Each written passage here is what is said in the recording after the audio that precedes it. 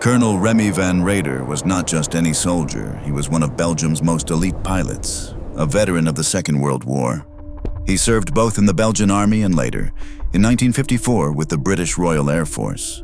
Over time, he rose through the ranks, eventually becoming Deputy Chief of Staff of the Belgian Ministry of Defense. By every measure, he was the #1 military man of his nation, a figure of discipline, precision, and absolute authority. Men who served under him were trained to follow orders without question. They were strict, no-nonsense soldiers. And Van Rader himself, he was not a man prone to wild talk, rumors, or exaggeration, which makes the story you're about to hear all the more shocking. In 1980, during an interview on the British television program, The Mysterious World, hosted by Arthur C. Clarke, Colonel Van Rader shared something that stunned audiences worldwide.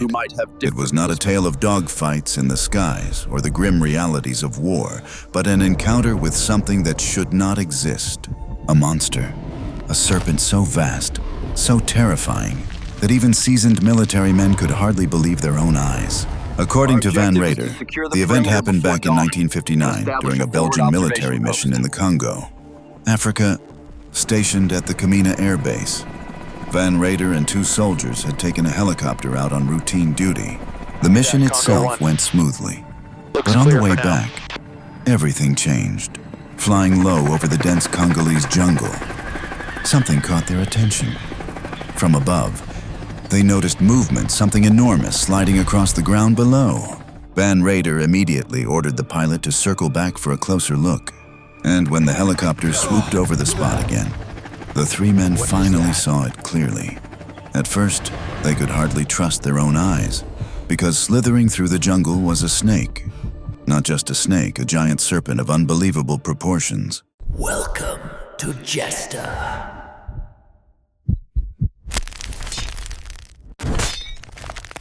Van Rader, an experienced pilot trained to estimate distances from the sky, calculated its length at nearly 50 feet, that's about 15 meters long.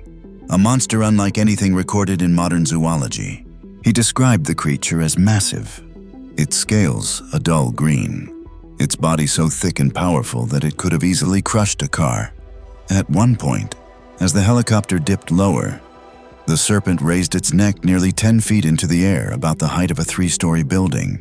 And then, it looked directly at them. The colonel recalled its eyes as cold, predatory, and terrifying. Its triangular head alone spanned more than a meter large enough. He claimed to swallow a man whole in a single strike. The helicopter hovered dangerously close. Just inside striking distance, the giant snake coiled, tensed, and prepared to attack the machine itself. For a brief moment, it seemed as though this impossible creature was about to leap at them out of the jungle. But Van Rader did not just rely on his memory. He also provided something else, something far more chilling. A photograph. It was grainy, black and white, and heavy with the marks of its era. Yet, even through the limits of 1950s camera technology, one thing was unmistakable. The massive outline of a gigantic serpent stretched across the jungle floor.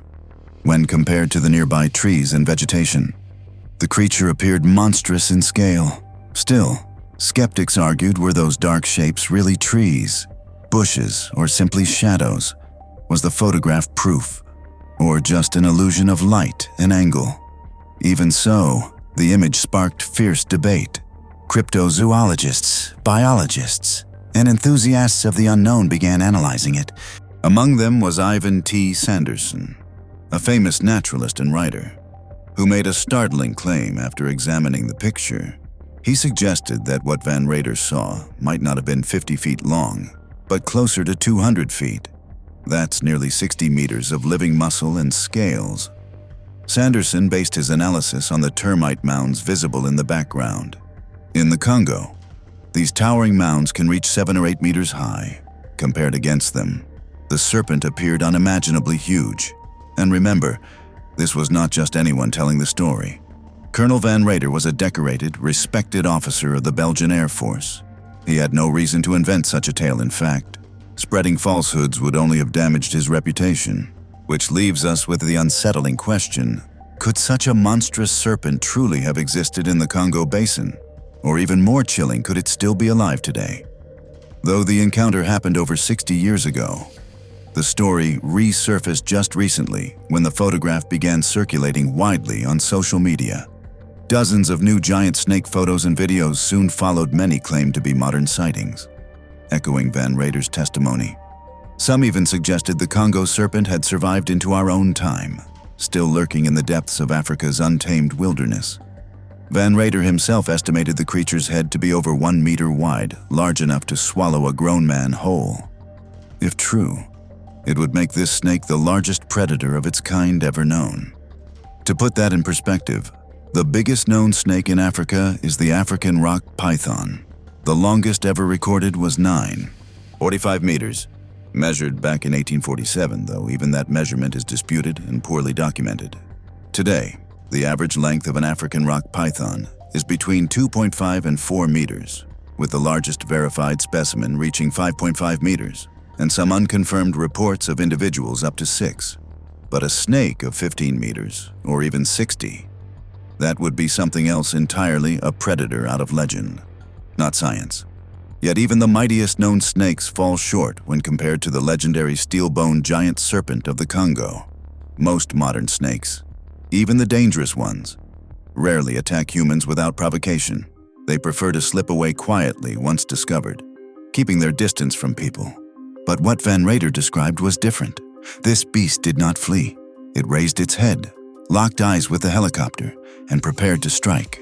Some skeptics argue, could it have been a freak mutation? Perhaps just an oversized African rock python, stretched beyond its natural limits. After all, the python holds the title as Africa's largest snake. Others point to the anaconda of South America, a dark green monster of the rainforests, capable of reaching 22 feet in length. But even the anaconda, terrifying as it is, would seem small compared to a serpent of 50 feet or more. To imagine such a creature, we must go back in time. Around 60 million years ago, Earth was home to a snake unlike any other. Its name, Titanoboa. The Titanoboa was the largest serpent ever known. Fossil evidence shows it stretched over 40 feet in length and weighed more than a ton, 10 times the mass of a modern anaconda. With a body so immense, it needed no venom. Its raw strength was enough to crush anything in its path. Scientists estimate its bite force at an unbelievable 110 pounds per square inch. To put that into perspective, that's like being hit in the chest with the weight of an 8-ton truck. If Titanoboa wrapped around its prey, the victim would be crushed instantly, its ribs snapping like twigs under the serpent's relentless coils. But here's the mystery. Could such a creature even exist on land today? Biologists explain that gravity itself imposes limits on land-dwelling animals. The larger they become, the more their own weight becomes a deadly burden. That's why most truly massive reptiles and serpents of the past likely spent much of their lives in water, where buoyancy helped support their colossal bulk. Titanoboa, despite being a land predator, probably relied heavily on swamps and rivers to move effectively. On solid ground, its size would have been both its strength and its weakness. Without legs, it could only drag its enormous body forward, straining against the friction of the earth. That means if a serpent of Titanoboa's scale still existed today, it would need to live in deep, swampy jungles where water carried its weight. And if such a beast still lurks in the Congo, perhaps Van Rader and his men really did witness a living relic of prehistory. Like all massive reptiles, a giant serpent would need water to survive, just as ancient crocodiles and sea turtles depended on rivers and swamps for food. But there was another factor just as important: temperature. Only in an environment hot enough could such a huge snake maintain the internal heat necessary for its enzymes to function. Back in the Eocene epoch, Earth's average temperature reached between 30 and 34 degrees Celsius. It was a steamy, tropical world, perfect conditions for creatures like Titanoboa to thrive and grow to monstrous sizes. But today, the Earth is cooler, and biologists argue that without that prehistoric heat, no serpent of such size could possibly exist in the modern age. This, of course, has led skeptics to dismiss the Congo story entirely. Some claim Colonel Van Rader and his men were simply mistaken, that what they saw from the helicopter wasn't a 50-foot snake at all, but a trick of perspective. Critics even argue that the famous photograph wasn't taken from the air at all, but from the ground, showing nothing more than a normal-sized snake barely 40 centimeters long crawling across moss and stones.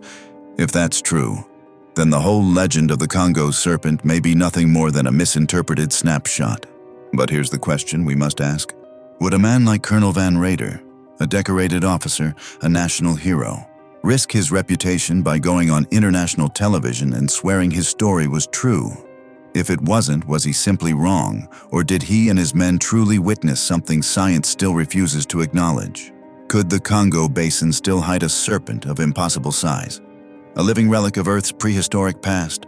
Or is this just another myth, swallowed whole by the jungle of mystery and rumor? What do you think, was Colonel Van Rader telling the truth, or was it all just a hoax? Let me know your thoughts in the comments below. And if you enjoyed this journey into the unknown, don't forget to like, share, and subscribe, because there are many more mysteries waiting to be uncovered. I'm Justin, and this was the giant snake of the Congo.